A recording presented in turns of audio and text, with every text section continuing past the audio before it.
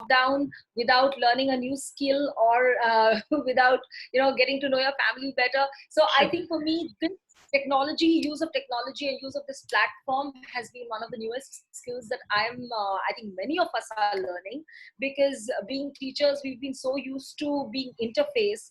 So this is a little different, and it's a little, for want of a better word, I'm going to say it feels a bit strange, because I know all of you are out there, but I can't touch and feel you, and I can't, say de tali, and I can't say all of that fun stuff that one does in the classroom. So I'm kind of finding that a little strange and different. But yes, we got to learn and we got to grow with every change that comes our way. The other thing I have to also say, and this is into bracket and offline, I should say, thank you for calling me, because after so many days, I'm wearing good clothes. Finally, I'm feeling good. Those jangar-mangar clothes that one is wearing at home and only doing cooking, cleaning, and this thing, that's also fun. I'm not complaining. I'm really enjoying that as well, because it's a long-wanted break after 30 years. But this is fun. This is also nice. So thank you for having me over, because I said, and then, I realized when I was doing my PPT together, I put it all together and I went inside to get dressed. And then I said, why the hell am I getting dressed? I'm going to have a PPT on the screen all through. Where am I going to be seen? I said, no, I'll make it a point for the first 4-5 minutes at least, some justice to be done to the good clothes that one has worn. Anyway, Absolutely. Thank you so much. Cheerful face. Thank you. Thank you. Okay, I just needed to know with regards to the core time that I have to kind of dwell on my topic, and then how much time do we have for the Q&A coming in. So if you could just give me a little timeline, a little time. So for the session, we have 40 minutes, 40 to 45 minutes, followed by Q&A. Okay. Q&A. 15 minutes, yeah. Okay, that sounds good. Fine. So I'm gonna basically start with I'm gonna do a PPT over here, which is another thing that I'm not very used to doing. For many people who've attended my trainings, they are aware I'm not a very PPT person, but I realized this is a platform that will be best explored through the PPT format, because obviously we all need to see something which is like a common page that we are on. So here I am going to share my PPT, and as I go along, I'll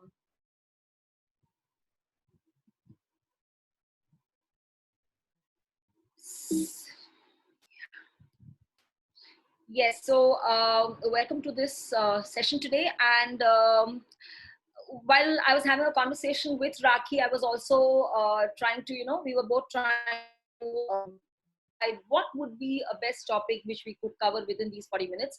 And we looked at inclusion, because that's one obvious topic that's very close to my heart.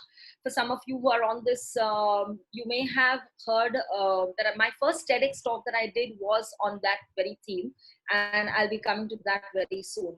So welcome to today's session. And whenever I start a session on this theme, this is typically one of the things that I like to start with. That when we see people, when we see anybody from amongst us, we start looking at differences. How often do we actually look at a person and try and see things that are very similar? After we start conversations with that person, yes, we do start looking at things that are similar. But prima facie, it's always looking at differences. So this is the first thought that I want to just through today's session get you guys thinking. I know, because all of you are thinking beings, and I know you are all going to take away more than what probably I have spoken over here. And that's the intention of today's session. It's just to kind of get that stirring happening and get you guys to start thinking about certain things in education that we need to all revisit. So differences. We all talk about differences from among each other, from among kids. But through my years of work, I've now begun to, rethink and revisit this term. And I start calling differences as diversities. Because I think diversities, so when we're looking at differences being revisited, we start looking at diversities being rewarded. Because we need to reward all our learners because they are different, they are diverse. And the moment I say different, I'm using a terminology that compares two sets. If you can understand what I'm very clearly saying. So there are two sets. Different means set, non-set. Whereas the moment I say diverse, there are no sets. We are all in our own unique space. So changing the entire paradigm from different to diverse and from special to unique. That's been one of the biggest changes that has happened to me over the years of work that I have been doing in this space. Here's a slide that I like to use because I think it kind of holds very true for all of us. It's you will see this as well in my TEDx talk. It's called Redefining Inclusion, and you'll find it on the internet. I created a poem some time back, and I happen to have used the same in my TEDx talk. So I didn't create it for the TEDx talk, but it just got created one night. And one of the lines in that poem says, "Why is it that we often say they are different from me, when actually what makes us beautiful is our diversity?" So when we are talking about inclusion, the first step is to actually shift paradigms and move from different to diverse and from special to unique. And that's when the entire change will start coming. So we have diversities in our classrooms. Actually, we make a very big deal about being inclusive, rather inclusion ke baare mein we keep talking about it. But frankly, our schools have always, Indian schools have always been very, very inclusive in their own right, because we do have diversities in every class. Today, we have gender-based, physical age, race, social class, religion, belief diversities have always been part of our class. We never realized that. Somehow we started looking at the term inclusion only vis-a-vis disabilities. And that's again a paradigm shift that I think all of us within the education sector needs to make, that it's not only about including people who have disabilities or diversities. It's about including people who are as they are, rather including people who have diversities, not just necessarily disabilities, because we always look at saying that we are an inclusive school, which then means we have children who have disabilities. And that is not necessarily the only inclusion that we should be thinking or talking about. So here the diversity wheel is really beautifully explaining what kinds of diversities we see in our children. So we have religion and belief, we have social class, we have ethnic heritage, we have sexual orientation.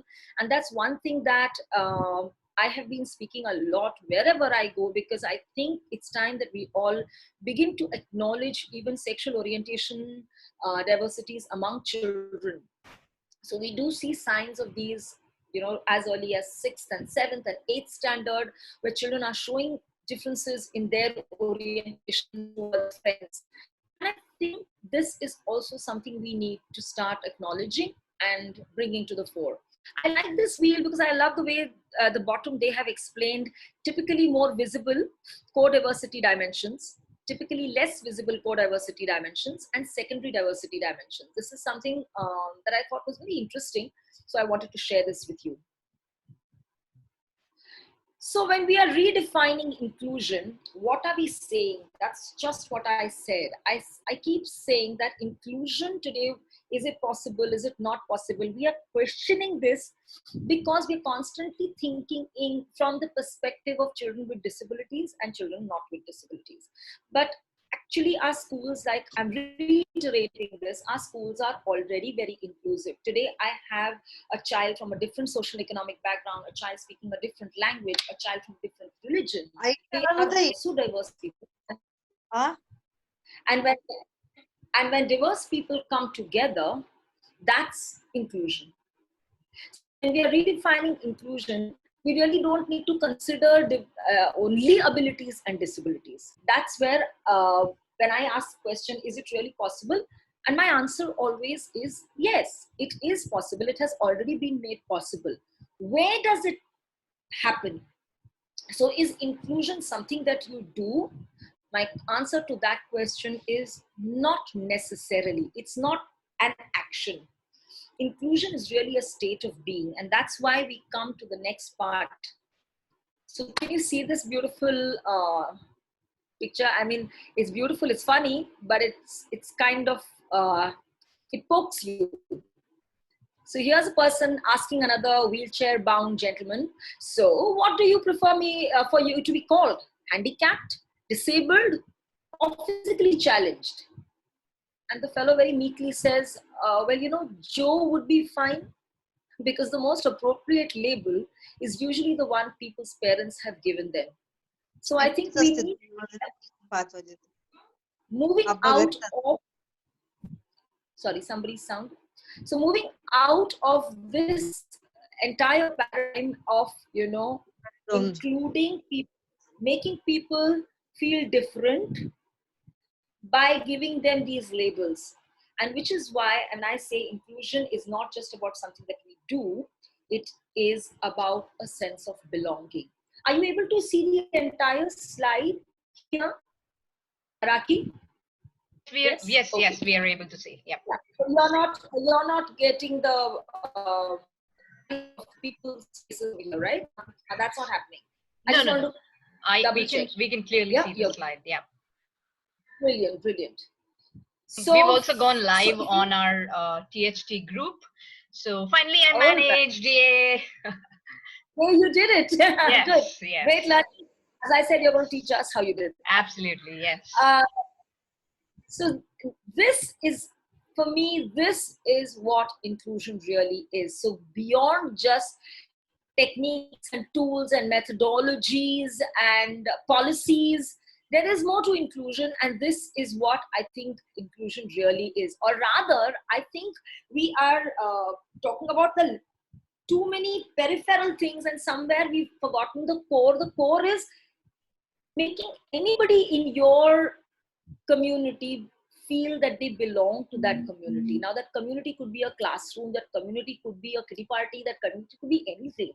But making this, giving a sense of belonging, and that comes from the way I actually, it comes from my energies, from my vibrations, from what I exude as a person. So in our school at Atman Academy, one of the key terms that we use is everyone belongs. Everyone belongs. There's absolutely no question. And not being left behind is one part of it. That's where it starts. But wanting to make them feel that they belong to a group, that's a really big part of inclusion. So as you can see, exclusion, segregation, integration, inclusion, and something far deeper now we are talking about is a sense of belonging. Right? So is inclusion possible? I come back to my question because that's the key overarching theme of today's session. Is inclusion possible? You have answered yes, because it's all about you. Inclusion begins with I. So if I make people around me feel that they belong to where I belong, I think inclusion is already happening. We don't need big fat policies or very big tools and techniques right now. I mean, those are important. I'm not undermining them, but I'm just saying that this is where it all begins. Okay.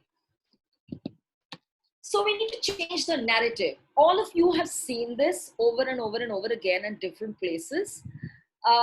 Equality, equity, liberation, inclusion. I love this. Okay, so what's equality? When everybody gets the same size of the pie. So, it's like one of the examples I love giving during my child course, and for some of you who've been part of that course and are on this webinar today.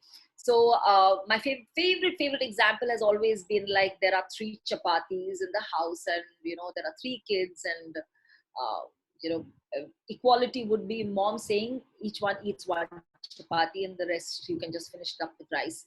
But probably one kid says, look, you know what, I've eaten my fill. So I've come from outside, I've eaten loads of bhel puri, pani puri, and I don't need to eat at all. I'm not interested in eating chapatis. Maybe I'll just have a little bit of curd rice. So then we come to the stage of equity. The other child says, Mom, I am hungry, but I'm not very hungry because I just picked up a bite at my friend's place. I had some popcorns. So then comes equity, where the second child says, I'm not too hungry, but yes, I could eat 1 chapati. So then those 3 chapatis, if it was equality, those would get divided as 1, 1, 1. But it's equity. 1 child has no chapatis, 1 child has 1 chapati, and 1 child has 2 chapatis. So what we're really looking at is, within education as well, we are looking at all of these concepts coming out clearly within the classrooms, giving each child what the child needs. That's what, an inclusive education practitioner learns to do.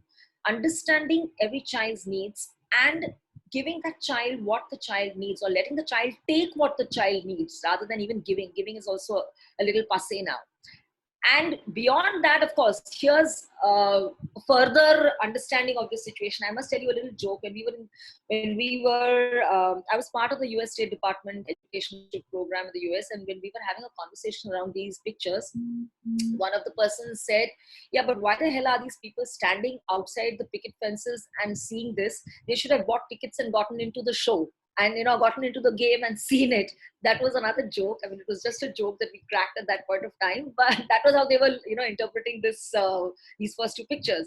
But a further one would be, why do we have that barrier at all? You know, so you liberate the child from the barrier completely. Don't have barriers. So we are talking about today liberating a child from that and talking about barrier-free education, which is what universal design is. And I'll be coming to that at the last part, in the last part of today's conversations. And inclusion is even further, as you are seeing, they're completely included because they're also wearing the same costume and feeling part of the team who they're cheering. So it's about changing the narrative. Many of us have seen this entire picture, but I think it's now time that we actually start working on it within our classrooms. I've always maintained to all the teachers that I've ever trained in my lifetime, I've said, look, you are the queen in your classroom. How you make your child feel in your company is completely your prerogative. It's completely your calling. Nobody else can dictate that.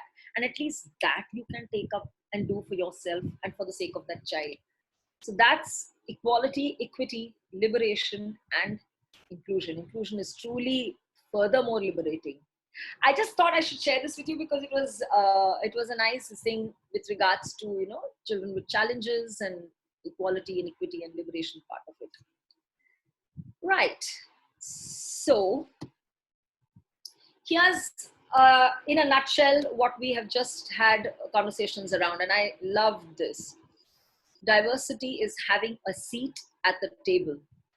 Inclusion is having a voice, and belonging is having that voice be heard. I think this is so beautifully, you know, put here in terms of what it means. You know, many a times today I know, and I know very well, I'm speaking from experience, that there are schools that say we are inclusive, but inclusion doesn't mean just getting kids and keeping them in the class and not giving them a voice, and furthermore not hearing their voice. Oftentimes that happens, and it is my plea and my request to all teachers on this webinar today that don't just include physically, because physical inclusion is not what children with challenges or anybody wants. We all want to be completely included by feeling that there is a sense of belonging to where we are, and let's do our best to make that happen. While I was having conversations with Raki last week about today's session, we were really having these back and forth thoughts that we were putting together with, you know, so today there's a deep need of technology being brought into learning.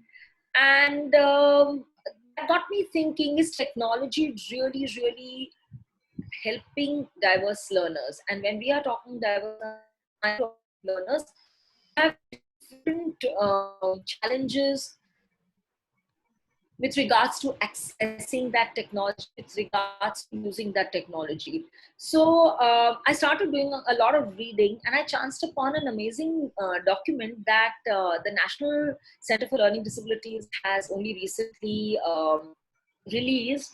It's tools and terminology for using with regards to technology. So I'll be ending this session today with this. Before that, would you like me to take some questions, Raki? One or two of them with regards to what we've said up to now, or should I go on with this and then we could? Yes, I think we can give our participants maybe a minute to ponder over what has been discussed till now. And in case there are any questions, I can go on to unmute them and they can ask you a question. But before that, I have a question for you, Manju ma'am. It was about when you said that physical inclusion is not what we are looking at. So if I understand we are not looking at mere physical inclusion in schools, but the feedback that we get from our teachers, being a part of this whole large community now, the feedback that we keep getting is that even though teachers are willing to take that extra step to help that child with special need, uh, it's the management often, or the head often, who is a little hesitant towards including children with special needs in the school because of the only reason that they act as distractors, and also the children tend to copy behaviors at an early age, so that also acts as a deterrent factor. So these are just a couple of pointers that I have raised. Of course, the list goes on and on for schools to actually you know uh, have the child with special needs not included. So while we are talking about inclusion, and while we are talking about adapting, while we are talking about having while we are talking about not looking at merely physical inclusion, what are the ways in which we can actually make this happen, or what are the ways in which we can actually Uh, communicate to the management saying that okay, we are capable and we will do it? Okay, so one of the things is that I have probably missed some of some of the details of your questions, Raki, because the network was a little choppy. Yes, But it is. Yeah. when I said physical inclusion is not, when I said physical inclusion is not inclusion, I meant to say that physically including a child in a space does not qualify an organization or a school to say that we are an inclusive school. You need Right. to do something beyond just physically putting them there. And sometimes, I must tell you that there are schools that I know of, some in some places where they may not have techniques, they may not have fancy tools, they may not yet know what exactly it means to do universal design, or how to get kids to do, how to do differentiated instruction if that's a requirement for child.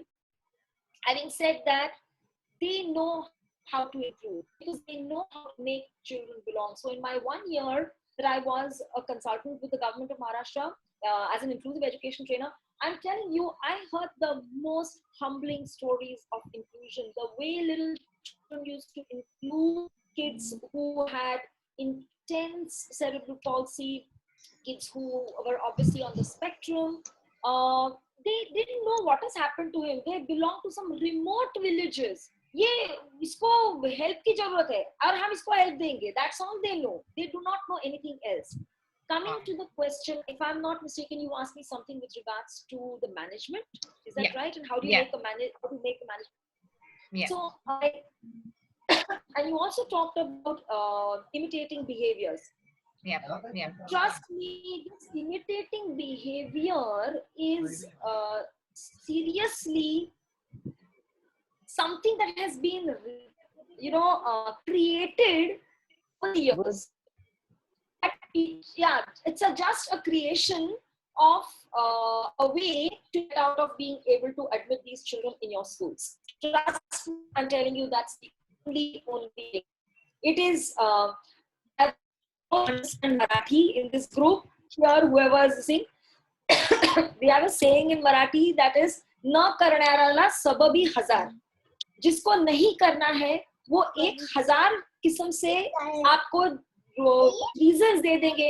अरे ये copy करता है, ये copy है, ये वो है, ये है, हमारे पास ये नहीं है, हमारे पास ना करने के लिए आपके पास 1000 चीजें हैं. करने के लिए आपके कोई रीजन नहीं चाहिए. Only reason is because you care.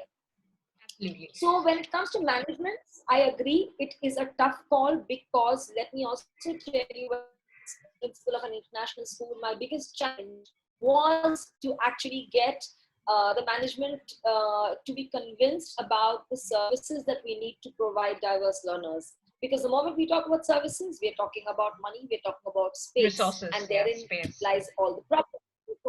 Yes, and resources, correct. So we need also the equipment, we need more games and toys and books and blah, blah, all of that. It is difficult. It's a top-down model. Having said that, it still remains a top-down model. You are absolutely right. Inclusion has to happen from top, and that management have to be convinced about it. I'm denying that. Having said that, I come back to my statement of in the class I'm the queen. If there is a child struggling, the least I can do is at least ensure that that child is not removed from the school. Now, that is also a big challenge that we are facing in schools today, that kids who have deeper challenges are being made to leave, are being made to withdraw. So it is a challenge, and which is why we created this course, precisely why we created this course. This course was completely out of our heart and soul of actually creating more, shifting the paradigm from IEPs to IEPs, which means from individualized education plans to inclusive education practitioners. So the more inclusive education practitioners we have in school, the bigger the voice for children with diverse learning needs, and the better the services we can actually give. Absolutely. So the whole idea of raising this point was, not to discuss, the excuses, but also to let our educators who are watching this, let them know that at the end of the day, as you rightly pointed out, that you're the queen of your classroom, and you know that you can do it, and it is possible. So it's up to each one of us to raise that bar in our classroom and say that yes, I can do it, and I will do it. Yeah. Yes, and having said that, when I say that it is possible, the child course that we have created, that is the Certificate in Holistic Inclusion for Learners with Diversities, that is in association with the University of Minnesota, who are overseeing this course. So we are doing it with them. And the Tata Trust is also giving a fellowship for all of you who apply and get selected for the fellowship.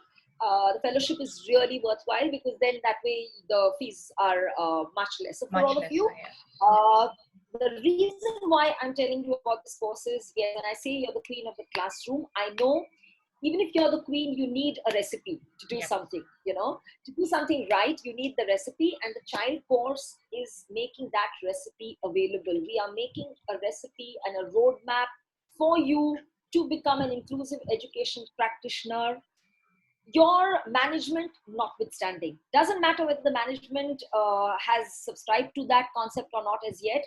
You can do the best that you can, because I know there are hundreds of you out there who are killing yourself every day thinking, yaar mujhe aur kuch karna hai is bacche ke liye, main kya karu?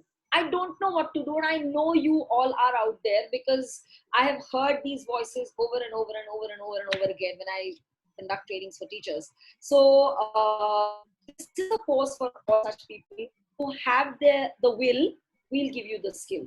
Come and we'll give you the skill, and we will empower you to actually be able to go to your management, stand in front of them and say, guys, I know this is what we need to do. It can happen. It's difficult. I'm not saying it's easy. It is challenging. I'm not saying it's going to be a cakewalk, but it is doable, and it is very possible in every school, in every class. And in fact, you need to just go to your management after all of this and say, we're already doing it. We're already doing it. We're already an inclusive school. I have a Tamilian sitting next to a Gujarati. I have a Muslim sitting next to a Jain. What else? We're already an inclusive setup in our own right. True. So we have a couple of questions. So Geeta Dalal is asking, what happens when the child is unable to do the board exams like ICSE, which wants all exams to be answered in one go? Did you get me?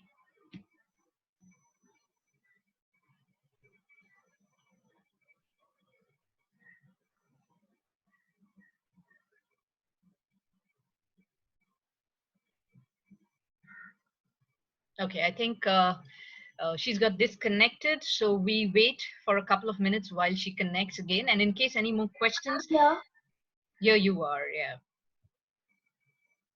I'm here. Yes. Suddenly. Yes. Yeah. So, So I didn't hear Geeta's question, Raki. did you get Geeta's question? Oh, no, I didn't. Okay, I didn't. okay. Yeah. So she's asking that what happens if the child is asked to take exam, the child is unable to do board exams, take board exams like ICSE, which wants all exams to be answered in one go. So basically, what do you do in case of a child who needs to appear for all exams at one go? How do you deal with that challenge?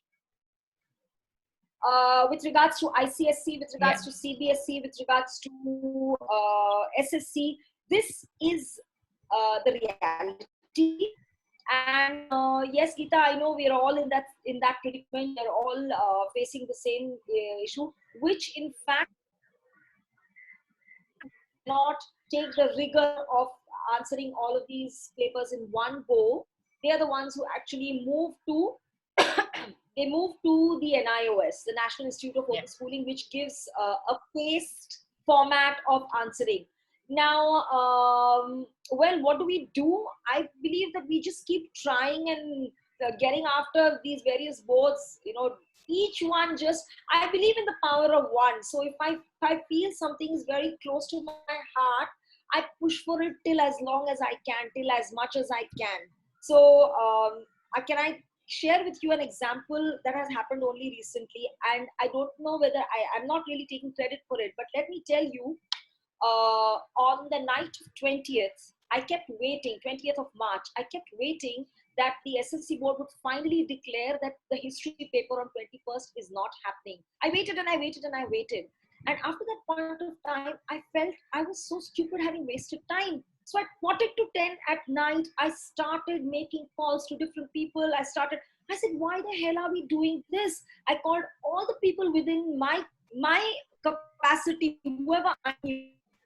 I called every one of them, and then through a few contacts, I was able to.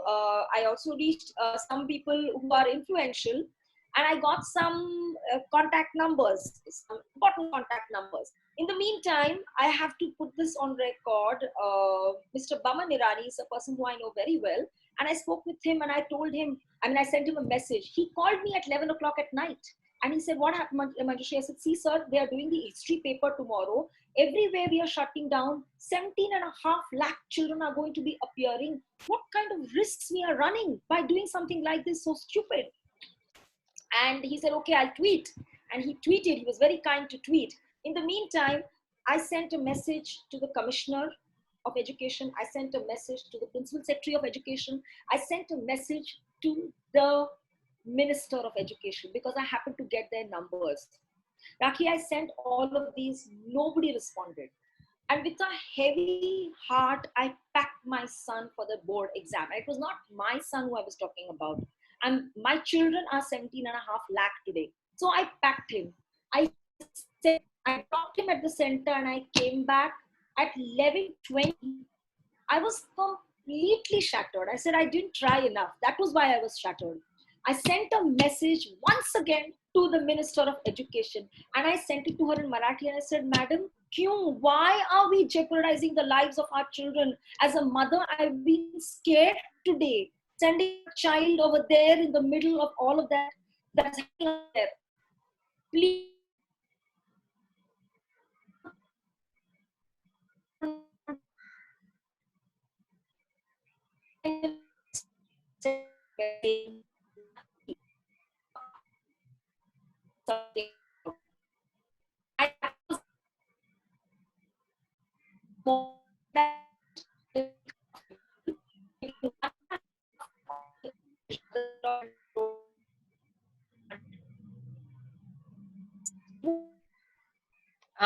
I think we've lost you. Your voice can't be heard, Manjuji.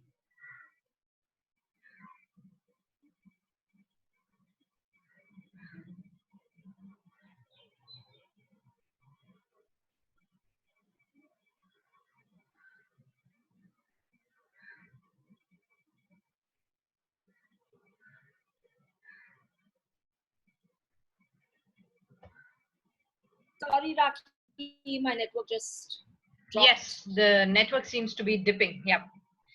Yes. So you were saying that at 11:30 you again tweeted and you again messaged the education minister in Marathi.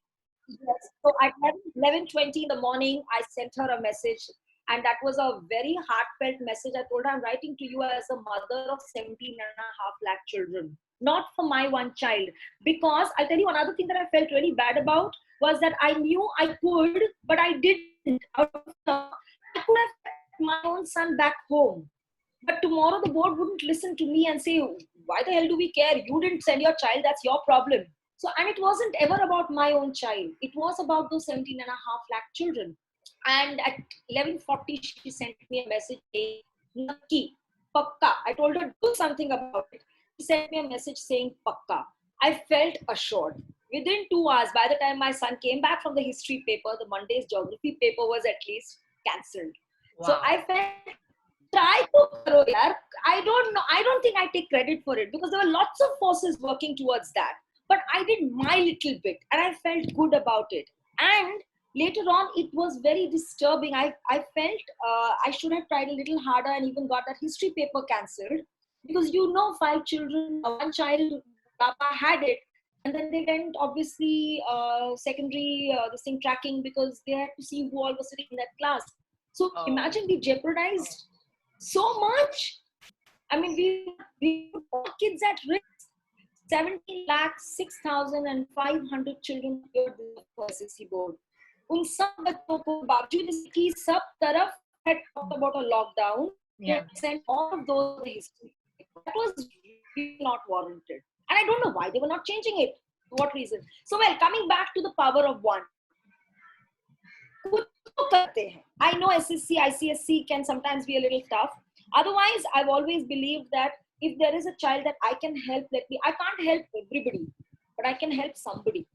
And I have always, been working on that premise कि सबको मैं सब कुछ नहीं कर सकती, लेकिन कुछ लोगों को कुछ तो कर सकती हूँ help.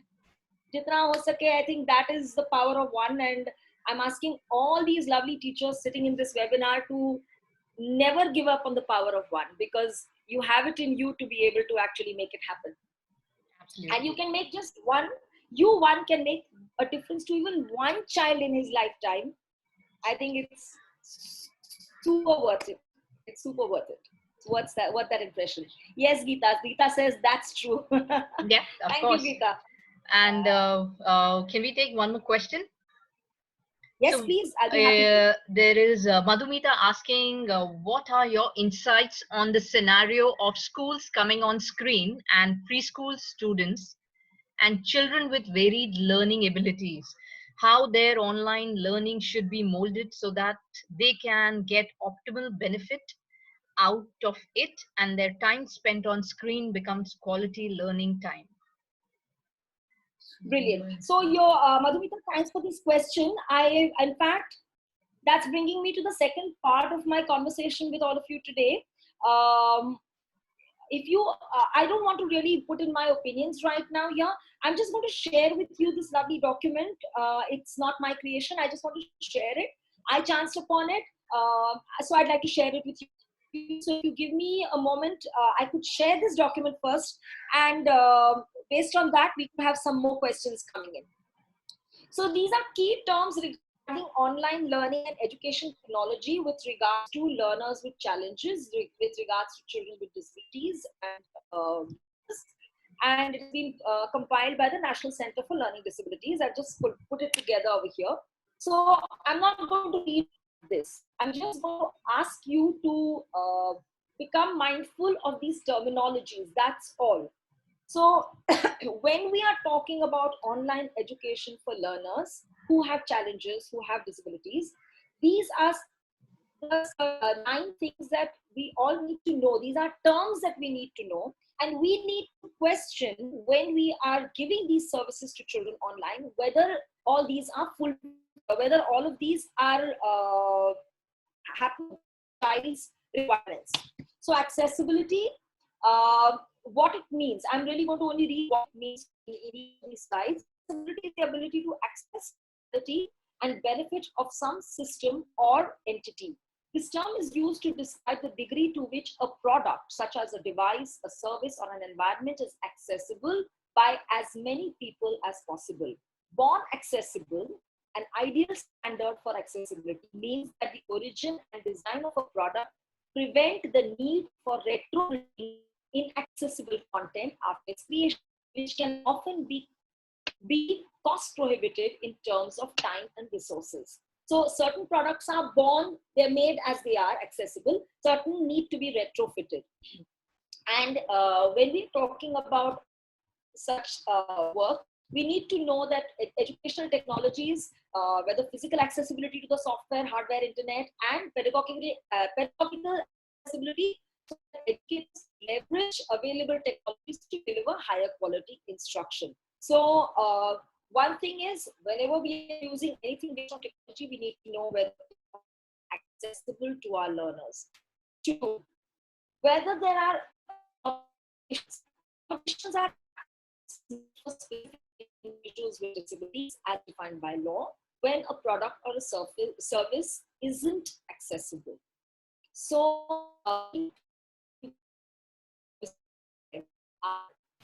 have the accommodations that require. For example, an accommodation for a student with ADHD in a classroom may be to be seated in a part of the room that reduces distractions, called preferential sitting. The virtual learning situation, however,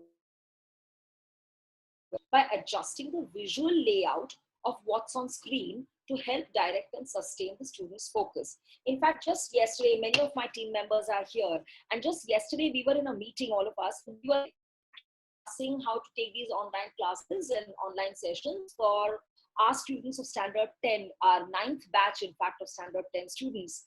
And we were all in this entire conversation. Everyone came up with different things that they realized that, you know, in this class, we do this way, so as will not be if you put it there, or this is too much of a crowding, too much happening on the screen. So we really need to keep understanding each child's learning capacity and accommodating our programs based on that. So that's what accommodation is.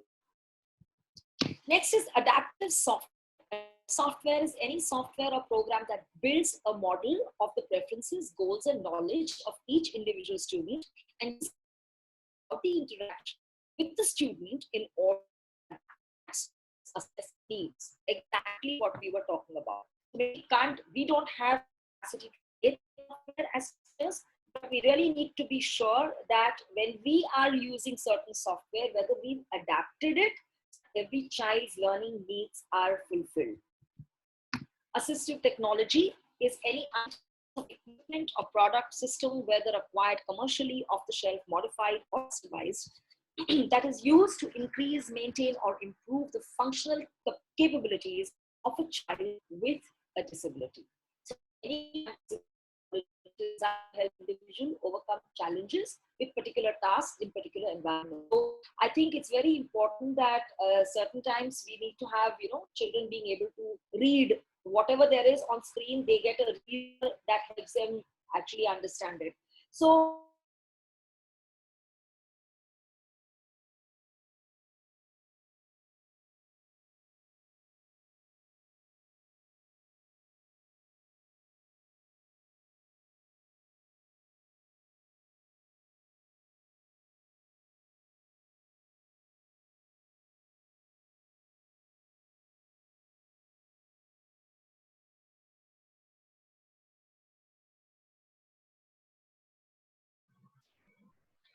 Yeah, I think she seems to be facing a lot of internet issues.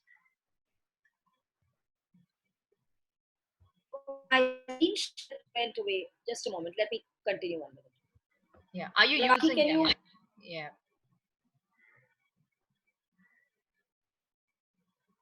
Hello. The network is quite What choppy. Yeah. Okay, this is something each one of you might want to really know, because this is something, yes, I'll be honest, about. I didn't know the terminologies. We knew it, but we didn't know that this terminology. Asynchronous instruction is at a different place, time, and when or where the actual instruction is. For example, video modules that students can access without being connected to an instructor or peer in real time. Asynchronous instruction is where, you know, these No, I don't think we are getting you, Manjuji. Aapka internet is very choppy. Maybe you could turn off your video so that we can hear you at least. Okay, we've lost her. We'll wait for her to join again.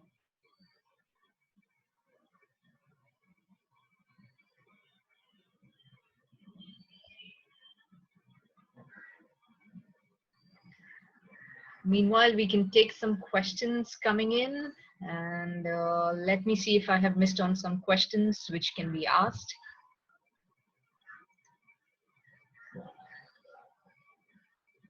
It's breaking. My voice is breaking. It's not clear. Yeah, it is. I think no, it's not clear. Just the network that gets choppy, and there's just nothing we can do about it. Yeah, now the screen is there. Now the screen is there. Yeah, I think also gets streamed a little late, so it takes a little time. Yeah, yeah. Oh, it is not clear. My voice. The screen is there, voice not clear. It is just tricky.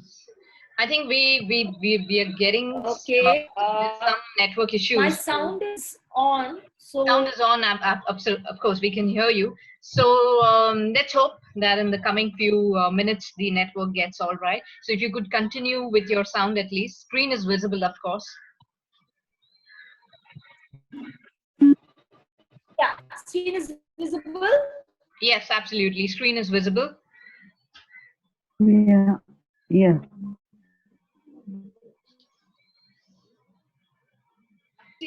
And sound visible.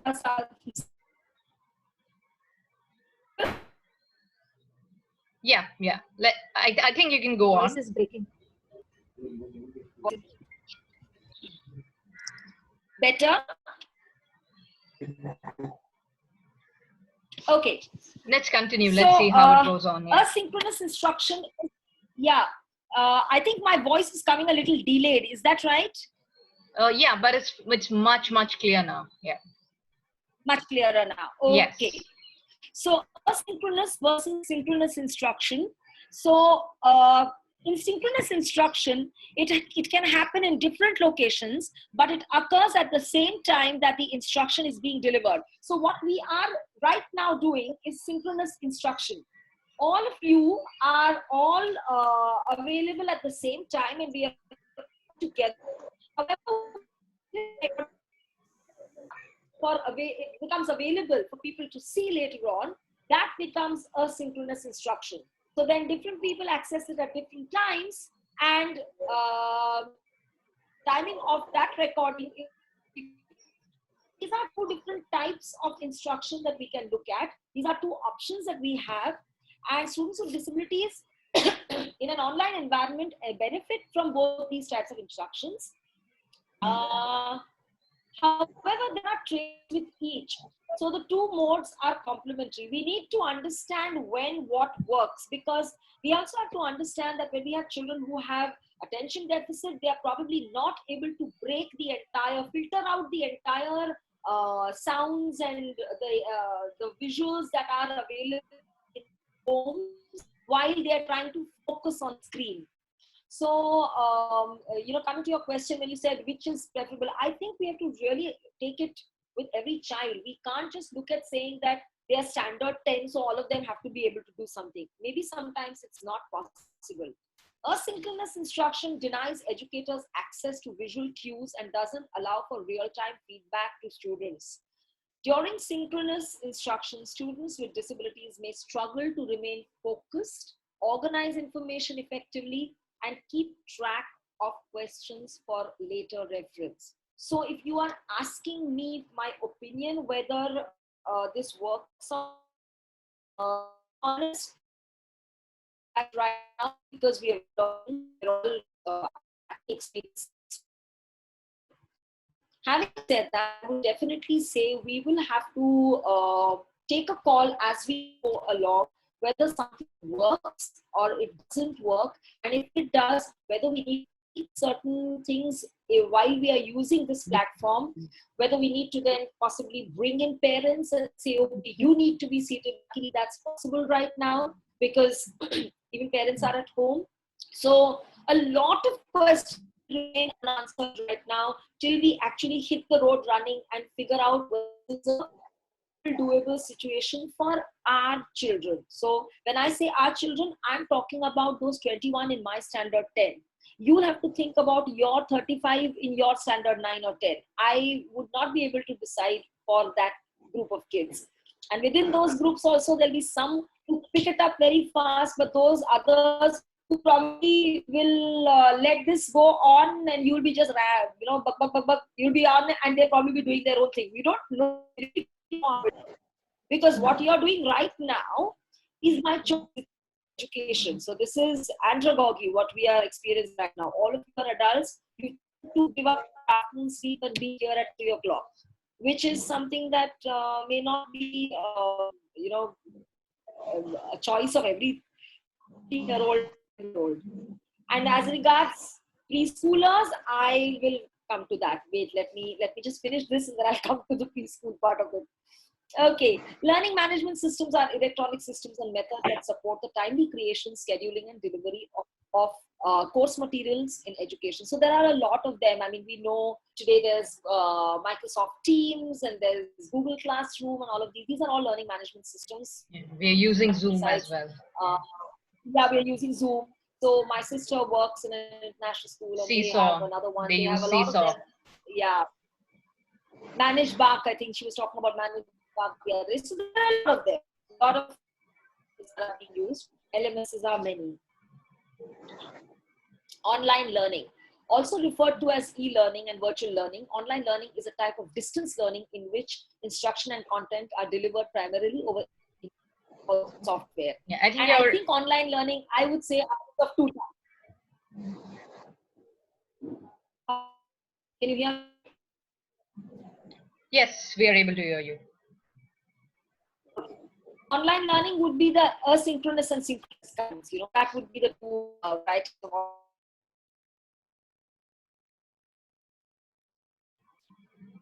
Yeah, but you're cracking again. So I think there's a lot of network disturbance.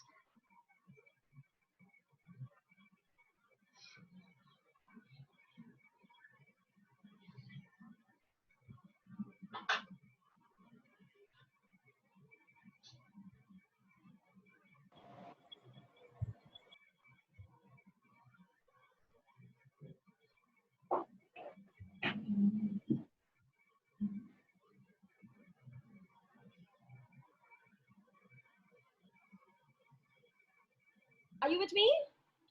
Yes, in between we lost you, but now you came back again. So yeah, I think there's a lot of network disturbance. Yeah, and I think this happens with Zoom a lot. That the first, it's like a honeymoon. The first, first minutes is good. Later on, it keeps chopping. We know that, don't we? So open education resources, basically, like I was just saying, that we all know about open educational resources, the ones that the ones that are available.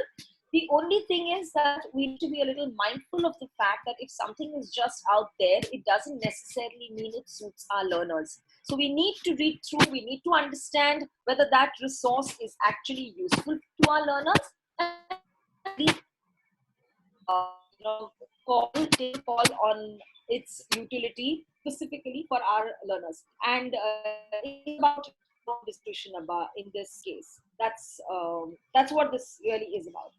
And finally, universal design for learning. I'll honestly say that this is an approach that if you really want to know more about, please do join the child course, because we do intensive work on the universal design for learning. You will actually, this is one of the most important recipes and roadmaps for inclusive education practitioners. And we actually do a lot of discussion. We actually, through this entire child course, by the end of it, you're kind of sure about those three aspects of UDL. And UDL is basically, if I have to put it in a simple sentence, when I was training the Maharashtra government, in Marathi, I used to tell them this statement: सगळ्यांचाच फायदा आणि कोणाचाच नुकसान नाही. सबका फायदा और किसी का भी नुकसान नहीं. That's what UDL is about. It is a certain approach. It's not a methodology. It's an approach. It's based on insights from science, from architecture, from a whole lot of things, where we understand that if I use a certain approach in my classrooms, I can ensure that everybody benefits from it and nobody is left behind. Everybody is included, everybody belongs, and everybody has a voice and a choice in the classroom. And how long is the course? Yeah, so the course begins in July. It's a 25 Saturdays course. It's every Saturday, only 3 hours in Thane. So we are running this course in Thane, close to Mumbai. If any of you are not from Mumbai, we are running this course at our campus in Thane, and it is designed for people who are already in education and cannot spare much time.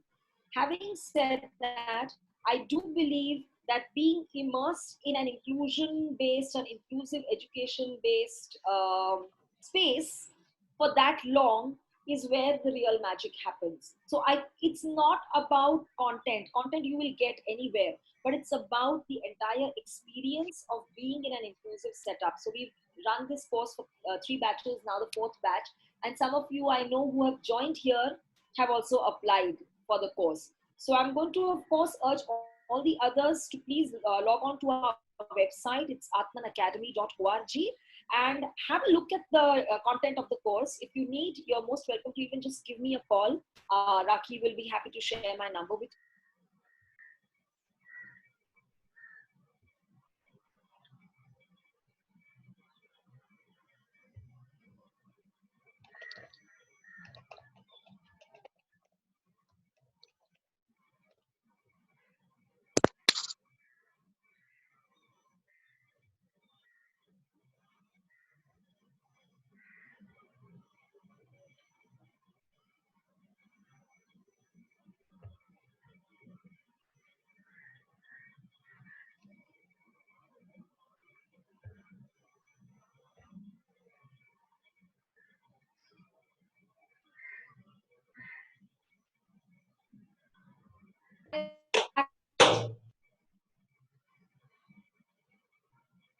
I think the connection. Yeah, we found you again.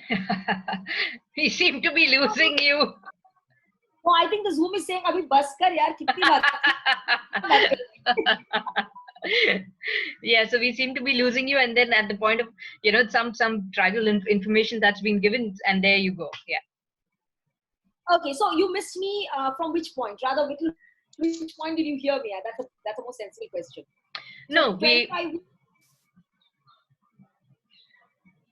Sorry. 25 weeks, I mentioned yes, that. I yes, said it's, yes. For in-service teachers, and it is done with the intention for in-service teachers to be available for the course because on-site learning is really very enriching. And we run the course every Saturday from 2 o'clock to 5 o'clock, which is generally a time that schools don't need you to be around. And even if they do, you can make a special request, because if you are awarded the fellowship by the Tata Trust, I think that's something that your school can be really proud of, because there is an intense screening process. So you will be selected. Last year we selected 25 people for the course through Tata Trust. So last year, of course, our interviews were held at Tata Trust. This year, the applications are on even now. Though the last date was end of March, but we've extended it because suddenly we also felt this, पैरों के नीचे की ज़मीन सरक गई, because we also don't know what has suddenly hit us. So we kind of kept it open. So all of you are most welcome to apply even now. And the interviews, if you are shortlisted, we will be interviewing you on Skype. Now you will not be required to come to the Tata Trust office, which is what was the case last year. I think here what we could, Manjushree, just a request, what we could also do is that we have some educators whom we kind of identify, and we know that if they are interested and if selected, would definitely be the ideal candidate. So could we also recommend their names to you? Of course, with their interest and permission. Absolutely. So maybe they could be considered. Yeah. Absolutely, absolutely. In fact, I would definitely say that anybody who's applying through your recommendations or through Yeah. THT profile, we will definitely shortlist them and take them on to the next level for screening. Wonderful, We'll be wonderful. happy to do that. More than Thank you. happy. Because anybody who has given up their afternoon time to be available for something like this here is obviously passionate about doing what they do. True. And not considering oneself as just a teacher, because that's something that we have to just move out of. We are not just teachers, we are teachers. I'm a teacher and I'm so happy being that. So Wow. yeah, I'd Thank love you. all of you to be there, and do stay in touch with me. Araki, please feel free to share my numbers with them. Yes, I'll be happy to I'll connect. do that. Any Yeah. questions that I might have missed? I what happens every time it gets dropped, all the questions are getting dropped from my end. I'm not able to see. Yes, somebody has asked me, are the registrations still going on? Yes. Yes, a lot of people have asked. So I'm going to definitely suggest that I'm available. I'm on LinkedIn. I'm on Facebook. So if you can send me a personal message saying that we attended your session at THT and we'd like to know more, so then I'll definitely connect with you, because I'm generally a little wary about saying, look, accepting friend requests of just about anybody who I don't know. So please give me the connect and I'll be happy to talk to you. In fact, share my number as well. No problem. Also, I get my coordinator. She's I would like she is saying, Rakhi, if we have time, I would like my question to be raised. Yes, I have put her on unmute. Urvashi, you could speak. Yeah, you can say your question. Yeah. Yeah. So in my class, I have 4 different types of diverse learners. I love working with them, but I struggle to reach out to each one of them. And all the time during the end of the day, I have this question coming in my mind that, have I done enough? Have I done enough for each one of them? So how do I keep Can I up ask with you this? where you are? Yeah. I'm in Which I work in next school. class? Next school, grade 3. Oh, next. Okay. So, no, the principal did the child course last year with us. Okay. Hello. Next, right, at Mulund? Yes, correct. Yeah, so Radhika did the course with us last year. Okay. Yeah, I mean, last yes. batch. Correct, yeah. So, yes, I know that feeling, and I love you for having that feeling, because that's the only reason why our children who have challenges can actually sail through this big bad ocean of not being included. So good that you have the feeling that did I do enough, because that way each morning that you come back, you try to do something more. So that's why I said I love you for having that feeling. It's called conscious incompetency. We all must be in that space all the time.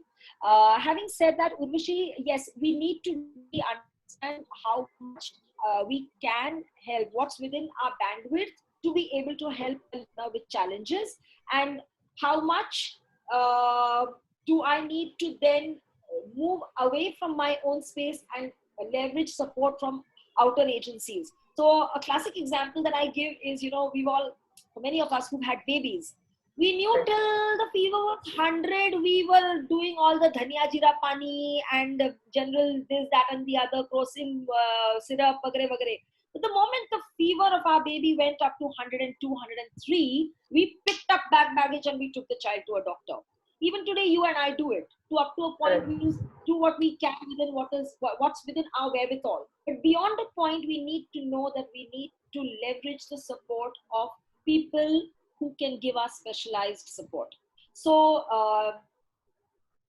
the ability to know the difference is something that we are trying to hone through our child course. So I'm really not talking, selling the child course here, but I know that's something that you will go back feeling very confident about, that this much and no further. Beyond this, the reason why I feel I've not done enough is because I probably didn't have those tools in my hand, or I didn't have the right kind of skill sets to support the learners. So to be able to know and to make that transition, is something that you definitely learn. Why don't you as well? I mean, of course, I'm sure Radhika must have given you a heads up on the course. So we'd love to see you there if you can come. Thank you so much. I hope I've been able to answer your question at least to the best of my capacity. Yeah, we have Purva next. Purva, if you could ask your question, I'll put you on unmute.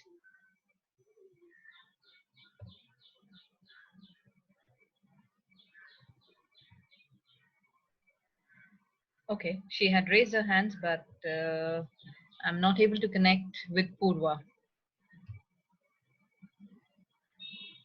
Okay, then we have next who had raised their hands, if they could let me know.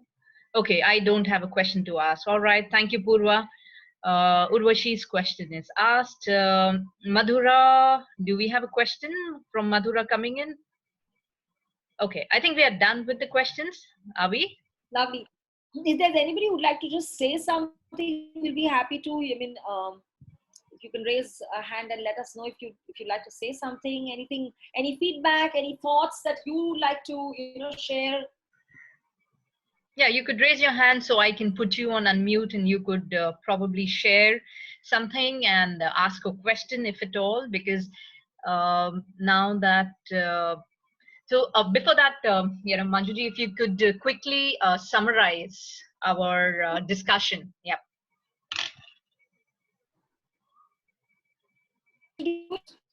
Yeah, Dimple. Oh, how can we inculcate such feeling in other teachers so that each child gets justice? Wow. Bina, it depends from which perspective you are asking. If you are heading an organization, suppose inculcate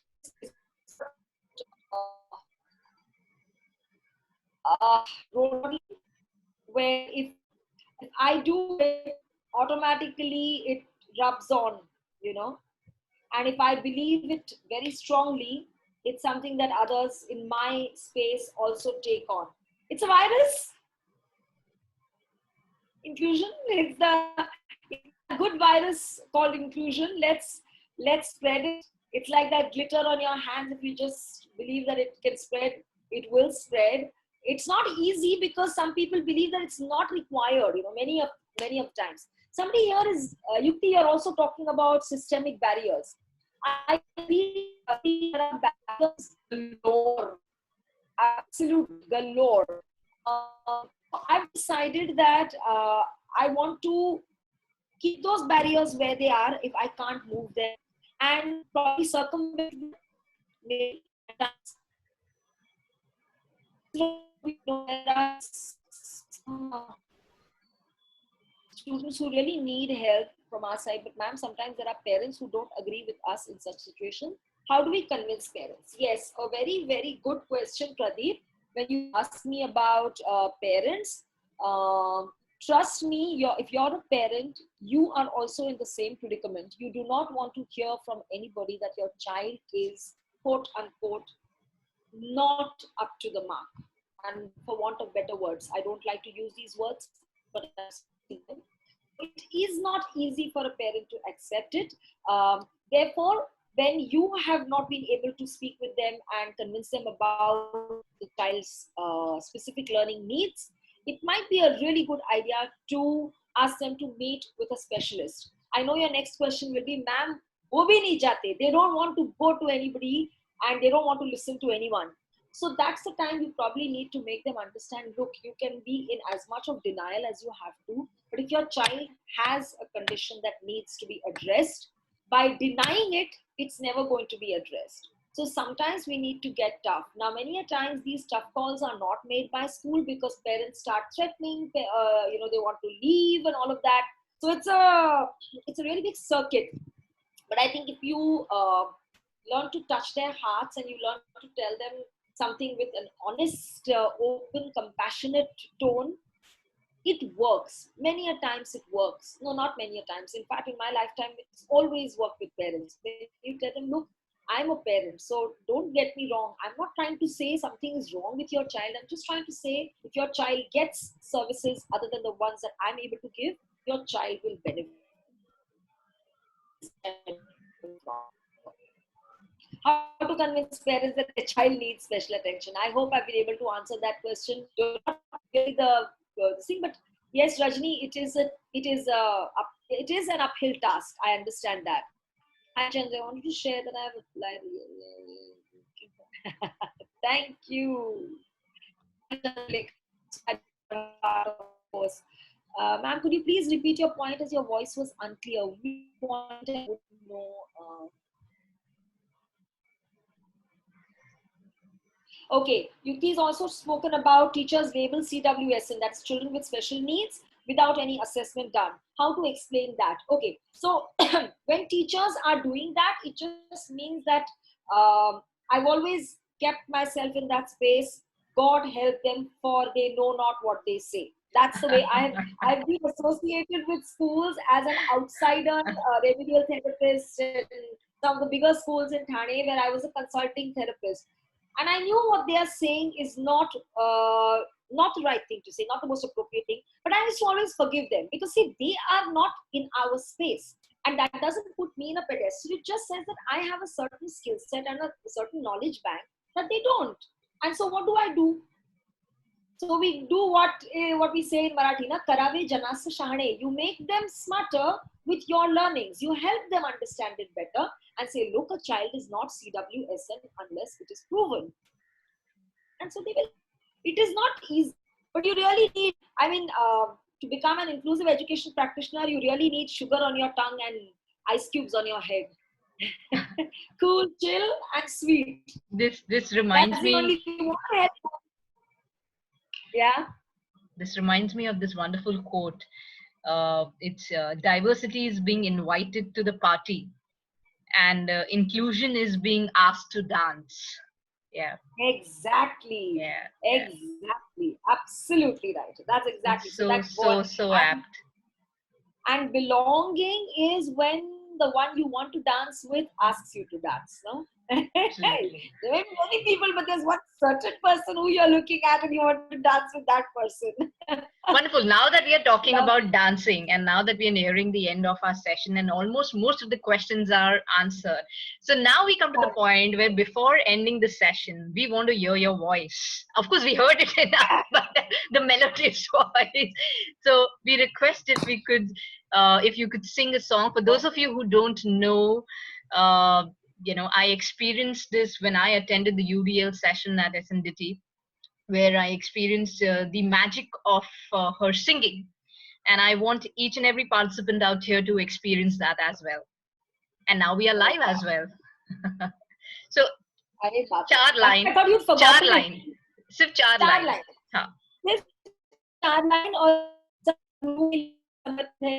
favorite lines. I think I'd sung this that day also. I'm going to sing it because I just feel it's so appropriate for all of you who are gurus here. And since I am speaking about music, I want to also tell all of you that I did my second TEDx talk on my learnings, my leadership learnings from Hindustani music. I've been a Hindustani classical singer for as long as I've been breathing on this planet. So, yes, I saw the TEDx talk before the session. Yep. Oh, you did? Okay, I will share the link on the group as well. Yeah. Yep. Yes, please. So I shall.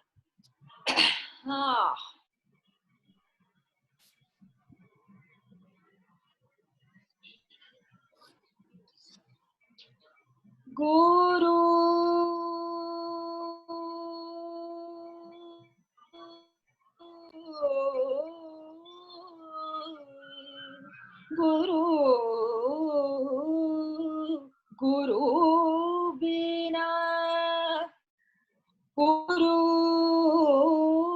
bina kaun lagave paar nav padi majhdhar meri nav padi majhdhar teri guru bina kaun lagave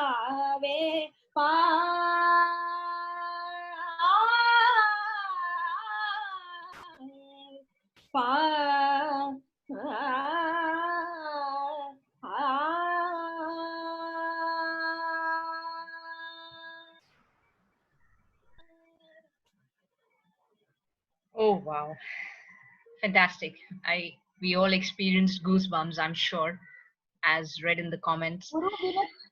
गुरु बिना कोई नहीं गा पाता। सब गुरु हो, आप सबको दंडवत प्रणाम, और आप ही बच्चों की नैया आगे ले जा सकते हो। तो यही आपका और मेरा काम है। बस I think we been able to revisit so many concepts sitting at home. So much of depth has come into our understanding of life and living, and I think if we can just bring the essence of our existence into our classrooms, it will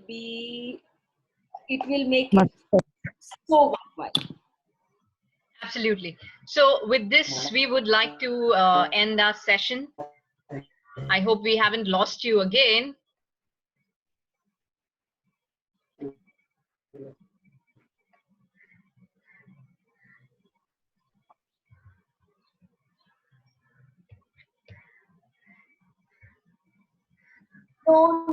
No, I'm right here. Okay, I couldn't see you because Can you hear me? the spotlight Or have you- changed. Thank you so much. I can't see you. Can you see me now? I'm here. We're playing hide and seek. Is my Hide and seek on Zoom. Thanks. All right. Yeah, I saw you. Yes. So finally got you. So thank you so much, Manjushree. It was really wonderful having you, and the insights that have been shared today about inclusion, and also about the course enabling educators to empower themselves to become actually inclusive educators. So that is also something that is going to help our educators, because as you rightly said, that all the ones who are attending, jitne bhi hum aaj dekh rahe hain, jo hame aaj jo participants hai, they are the ones who are actually passionate about bringing about a change in education. So with this, we come to an end of this wonderful session, and thank you to all our audience for being patient throughout the session in spite of having all the network issues. Thank you so much for being patient and listening to us. And we come to an end of day 16 of the 21-day learning with THT. A few more days left, and we complete the lockdown, hopefully. So thank you, Manjushree, and thank you, everyone. Till then, stay safe. Thank you. Thank you so much. Yep. Thank Bye-bye. you. Thank you so much.